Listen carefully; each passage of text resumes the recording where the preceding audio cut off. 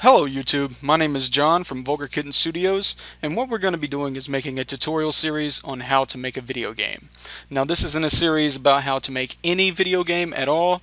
We're just going to show you some ways that you can make a specific video game, and the model that we're going to try to do, like, we haven't really designed a video game for the purpose of this. We're just going to attempt to copy some functionality from a game that's already been made and released. And that game is We Play Tanks from the Nintendo Wii. And we'll just go ahead and play the video here so you can see a reference of what we'll be doing. Essentially, you play as a little tank, and you can drive around and shoot bullets, bounce them off of walls, and when you destroy all the tanks in the level, then the level becomes cleared and you basically win. So that in itself, there's some mechanics that work together to make up a fun, playable experience. And that's what we're going to try to convey in this tutorial.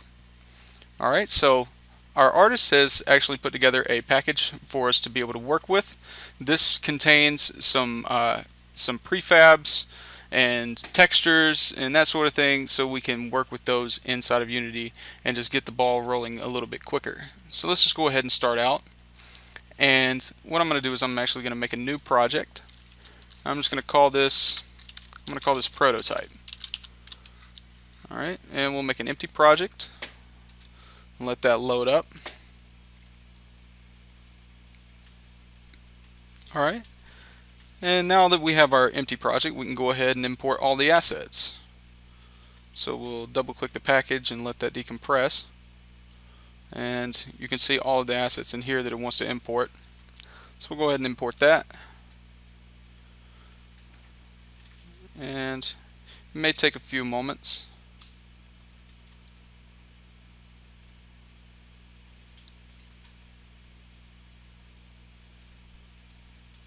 Not really that big of a package, so it's alright.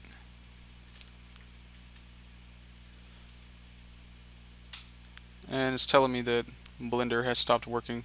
That is one issue with this pack here, is they're actually exported directly into Unity as blend files, so they're not FBX, and there are a few rotation errors. So we're going to see things, the way that I've set up the prefabs is, like, if we look at our player, then we can see that our tank is actually looking upwards, and that's just so we can actually rotate it in the proper direction once we start out. And that's just how our artist made it, so we're going to have to work around it like that.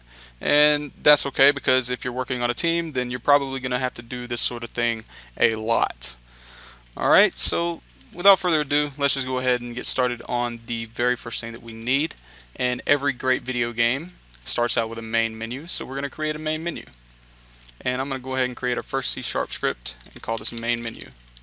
And the other scripts in this folder, I actually got those off of the Unify wiki, and that's just so that we can get some functionality without having to start completely from scratch.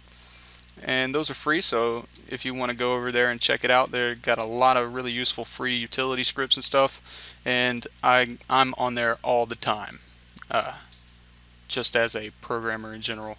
So we'll go ahead and open this up in MonoDevelop. And one more thing while that's loading, I want to show you the texture that we're going to be using. I grabbed this off of wikipedia.com, and we're going to use this as the backdrop for our main menu. And this is just a texture that's set up under the GNU open source license so that we can use it, and it's free. Alright, so let's go ahead and get a reference to that texture. And I'm going to make a public texture 2D and call that background.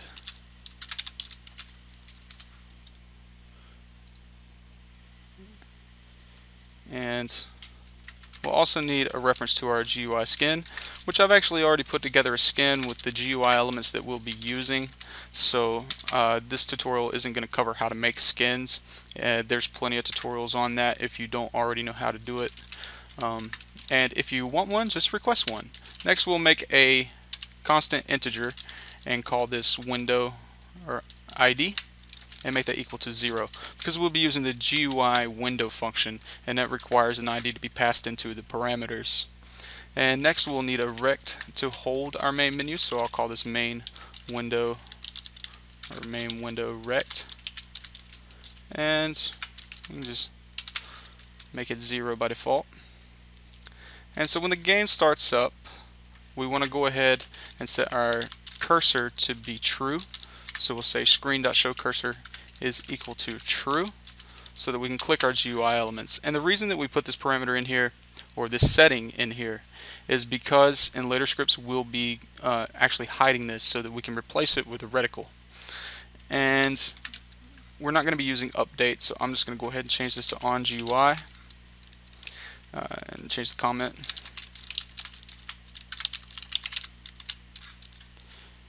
And we'll go ahead and draw our background. Well, before we do that, we actually want to set our skin. So I'll say GUI.skin is equal to skin, so that way we'll make sure that we override the default skin that Unity comes with. And now we'll draw our texture, which is going to be GUI.drawTexture. And we'll have to give it a rect, so we'll say new rect. And we want it to encompass the entire screen, so we'll say 0 from the left and 0 from the top. And screen.width for the width, and screen.height for the height. Lastly, we'll need to pass in that background variable that holds our texture.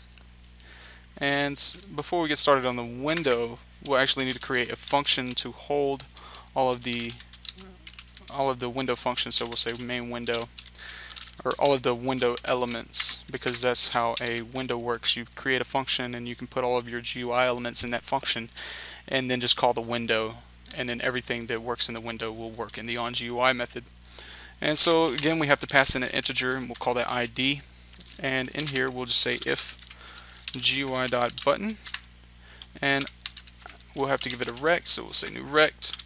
And the values that I'm going to be putting in here, I've already experimented with those, and I know that they will position me in the appropriate place. So I'm not going to go through testing that. Again, anything that is not covered in this tutorial and you want to know, just request it and we will definitely get to it and make a tutorial for it. Anyway, we'll also need to give it a content, and we'll say start game.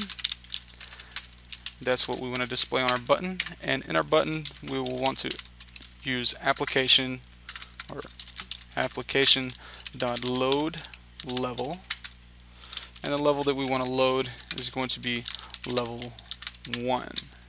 And the reason we're using level 1 is because I've actually created a couple of scenes, a couple of empty scenes for us to work with. You can find those under the scenes folder, and that's just main menu and level 1. And like I said, these are empty, but these are the only 2 scenes that we'll be working with, so that's the ones that, so I just went ahead and put them in the project. And so we'll just go ahead and put them in the build settings too, so we don't forget in the future.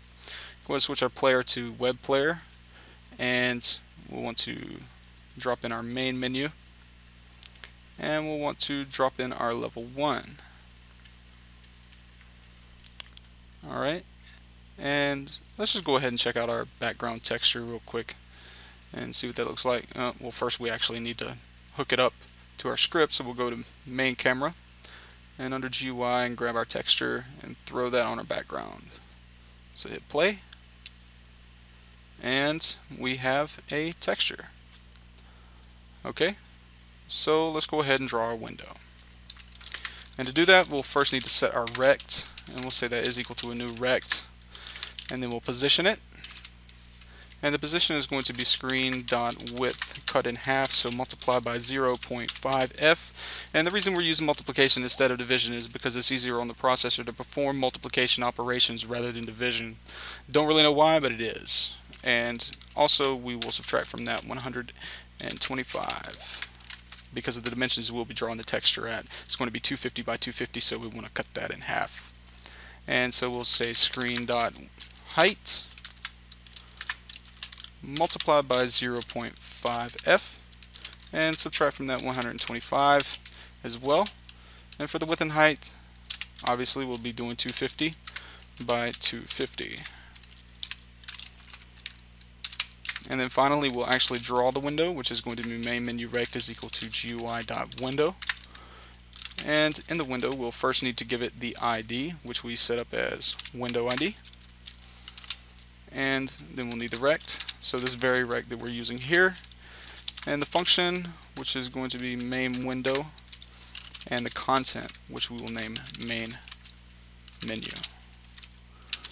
So let's go ahead and save that off and go back into Unity and go ahead and play the game.